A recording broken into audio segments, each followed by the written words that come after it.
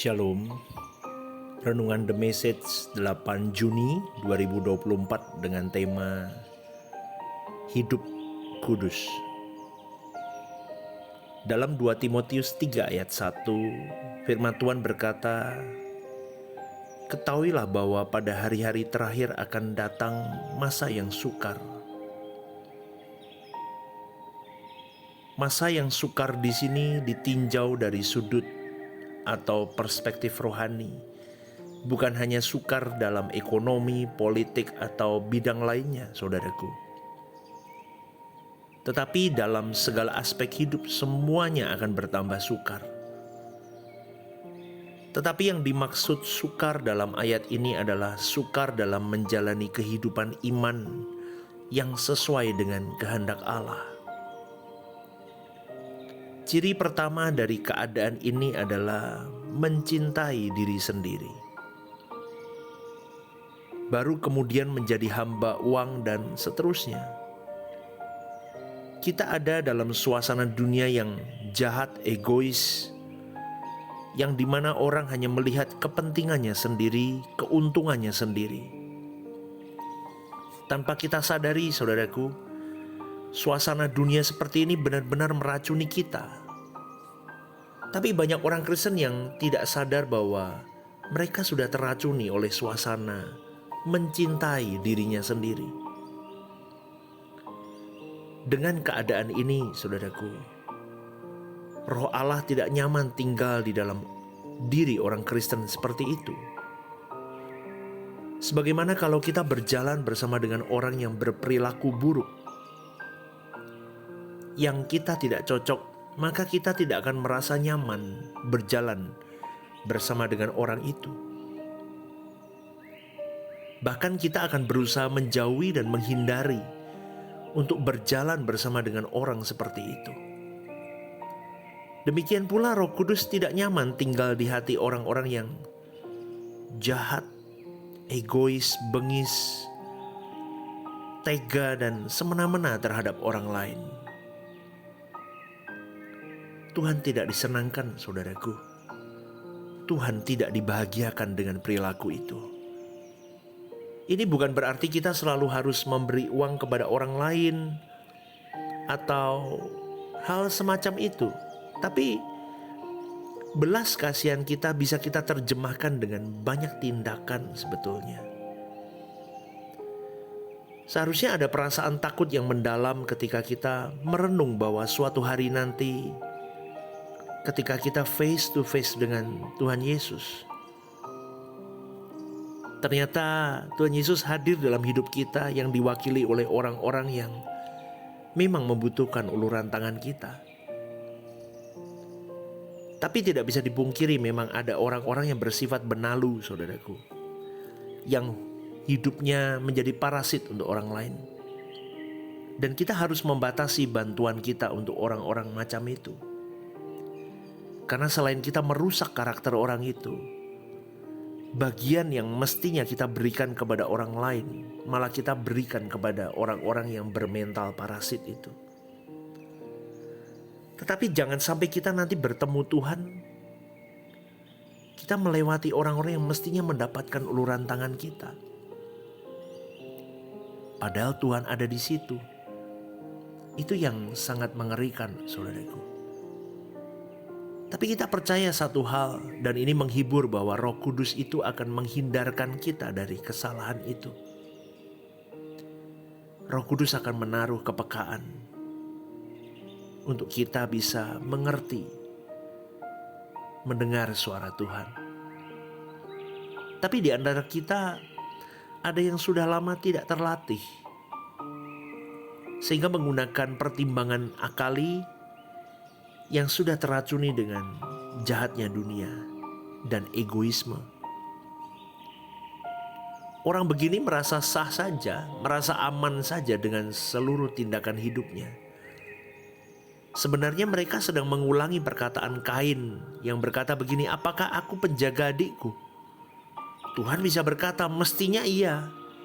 Tetapi Tuhan begitu lembut dan Dia tidak memaksa orang berbuat sesuatu bagi Tuhan. Karena percuma jika sesuatu tindakan dilakukan dengan unsur keterpaksaan, saudaraku. Kita harus melakukannya dengan tulus.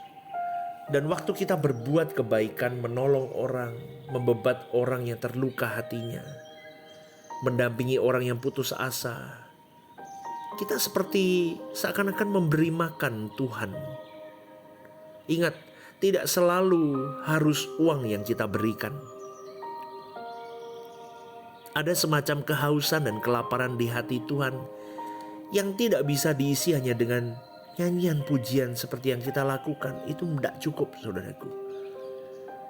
Penyembahan kita, pujian kita menjadi benar-benar dinikmati oleh Allah kalau setiap saat kita hidup dalam kesucian.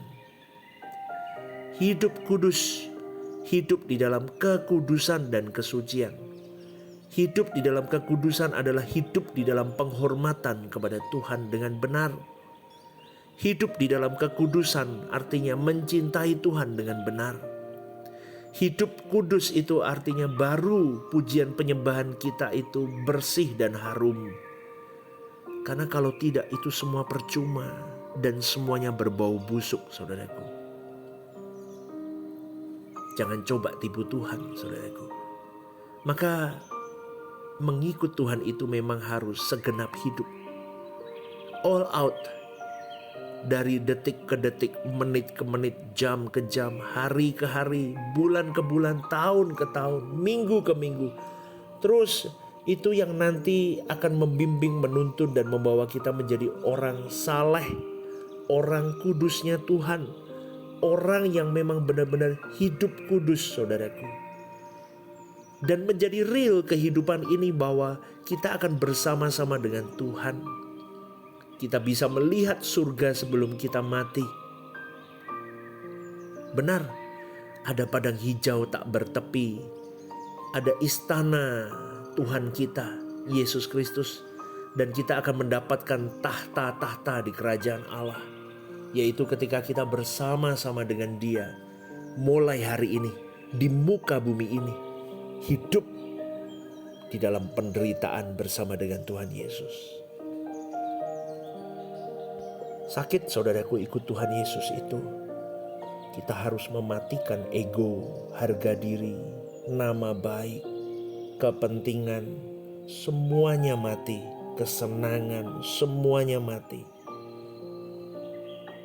Tahu gak, saudaraku, ketika kita menyalibkan itu semua, itu penderitaan. Itu menyakitkan, itu penderitaan berat. Tetapi percayalah, itu yang akan membawa dirimu dan diriku melihat surga sejak di bumi ini. Bagaimana mungkin, pastor, hidupku dianiaya ikut Tuhan? Bagaimana aku bisa melihat surga? Percayalah, saudaraku, di dalam aniaya itu akan ada air kehidupan yang membuatmu bisa melihat surga itu. Saya katakan ini karena saya mengalaminya. Kita memang belum sempurna, ya, tetapi kita punya Roh Allah. Kalau kita serius mencintai Tuhan, kalau kita serius menjadi anggur yang tercurah dan roti yang terpecah, yang tidak perlu kita uraikan kepada manusia, maka saudaraku, kepekaan itu akan terus mengiang di dalam hati, jiwa, pikiran kita.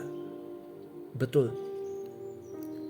Maka di dalam pergumulan hidup mengiring Tuhan Yesus, kadang kita menangis, kita berkata, kok begini banget sih Tuhan? Padahal aku hidup lurus tapi aku difitnah.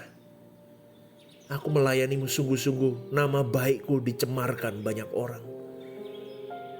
Aku melayanimu tanpa agenda apapun, tapi aku disalahpahami orang-orang di sekitarku. Aku melayanimu dengan tidak punya tendensi apapun. Ternyata aku dikhianati oleh banyak orang. Pernah gak saudaraku punya pikiran seperti itu?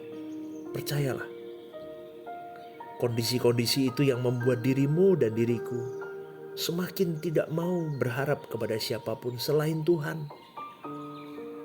Kita bisa berkata, aku mau hidup kudus saja, karena aku hanya bisa melawan semuanya dengan kekudusan hidupku. Begitu, saudaraku. Ya, Kondisi dunia hari ini seharusnya membuat kita serius hidup suci. Serius memikirkan langit baru, bumi baru. Serius melihat surga sebelum kita masuk dan menjejakkan kaki ke sana. Serius menyelamatkan banyak jiwa-jiwa yang harus kita selamatkan.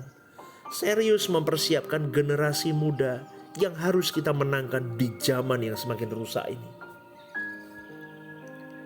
Tapi semuanya kita hanya bisa berlindung kepada Elohim Yahweh. Kalau hari ini engkau hidup di dalam penderitaan mengiring Tuhan Yesus, kau disalahpahami, kau disakiti, kau dihina, kau ditinggalkan, nama baikmu dirusak. Dengar baik-baik saudaraku, dengar baik-baik. Tidak usah membela diri dengan cara apapun.